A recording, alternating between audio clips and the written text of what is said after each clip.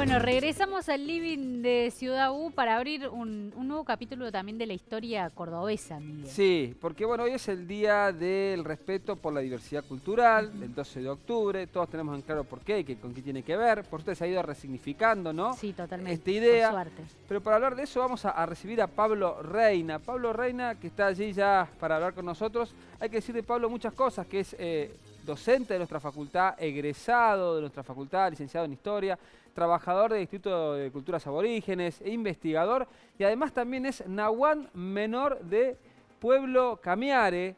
Y lo saludamos a Pablo y la primera pregunta que le hago es justamente nahuán menor, para que entendamos nosotros en términos de pertenencia a tu pueblo, ¿qué significa?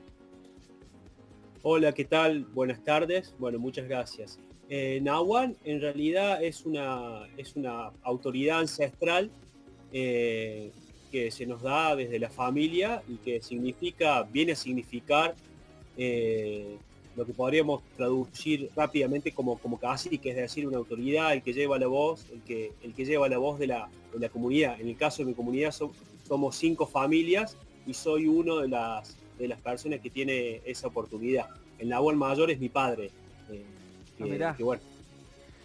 Pablo, y en este caso, ustedes están hablando generalmente hablamos de pueblo, de comunidad. ¿Cuál es la diferencia y cómo se reconocen ustedes en este significado?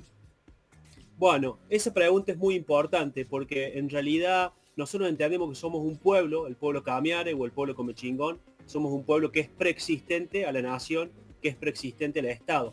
Y este pueblo en la actualidad está constituido por cerca de 35, 36 comunidades. Cada comunidad tiene una particularidad, una historia en los territorios, experiencias bien singulares.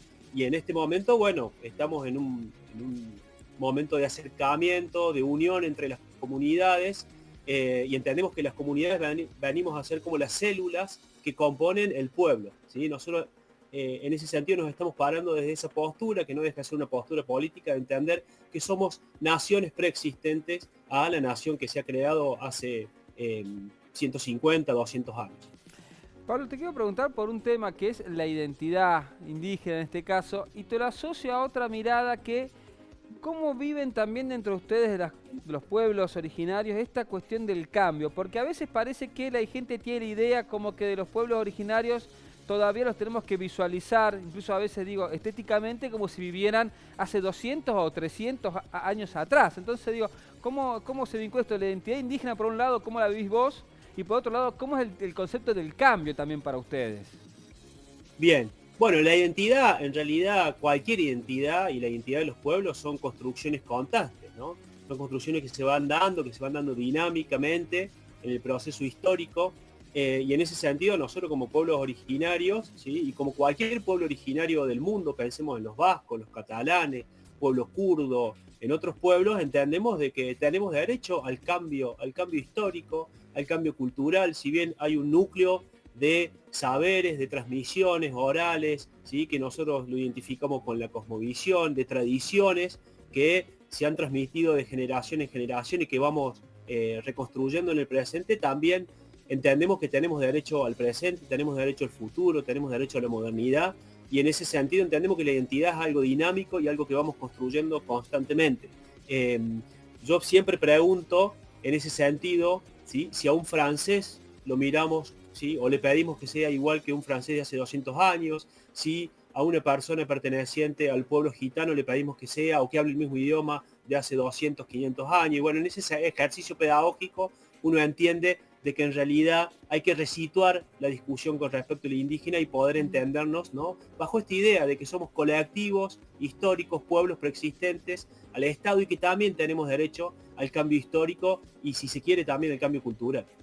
Pablo, y en esto que nos venís diciendo, sobre todo de la fuerza también de la identidad con la que ustedes tienen, nosotros en la escuela primaria, en la universidad, como que lo aprendemos de otra manera. Entonces, y vos dedicado ahora, sos historiador, licenciado en historia, docente. ¿Cómo es o cómo pensás que podría ser el cambio para incorporar toda esta parte histórica y de cambio Y de también derechos. y de derechos del pueblo indígena que no lo conocemos tanto realmente o que no está incorporado en la currícula escolar?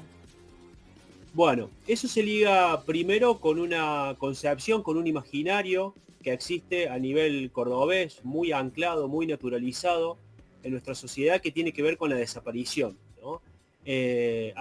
Lamentablemente a nosotros se nos ha construido en ese sentido como pueblos que ya no existimos, y ahí, bueno, tenemos un trabajo que hacer sobre todo dentro del ámbito educativo. Por suerte hoy tenemos una ley, como la ley de educación, que es la 26.206, que tiene una de las partes, que es la educación intercultural bilingüe, que nos permitiría, si bien se le han realizado muchas críticas a la educación intercultural bilingüe desde las comunidades, nos tiene que permitir a nosotros trabajar codo a codo con el ministerio, en el diseño de la currícula, en el diseño de estrategias didácticas, en el diseño de los contenidos para poder interculturalizar y empezar a, de alguna forma, resquebrajar este imaginario común que sitúa siempre lo indígena en el pasado. Entonces la educación es muy importante en ese sentido, entender que tenemos esa herramienta que es la educación intercultural bilingüe, y como decían ustedes ahí en el piso, entender que tenemos derechos, hay un montón de derechos consagrados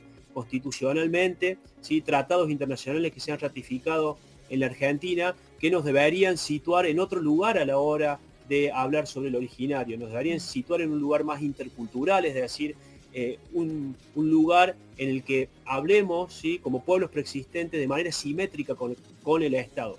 Lamentablemente eso cuesta, está costando, pero de a poquito, bueno, con todo el proceso de la visibilización, con las fortalezas que estamos teniendo desde las comunidades, estamos empezando a poder resquebrajar ese muro tan fuerte que es la monoculturalidad, esa idea de que venimos de los barcos únicamente, y bueno, y creo que la educación en ese sentido es muy importante, ¿no?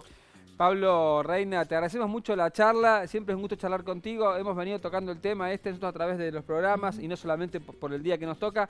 Te invitamos a seguir reflexionando, vamos a tener una próxima charla contigo porque quedan muchos temas para hablar y los reclamos puntuales también que se están haciendo en Córdoba.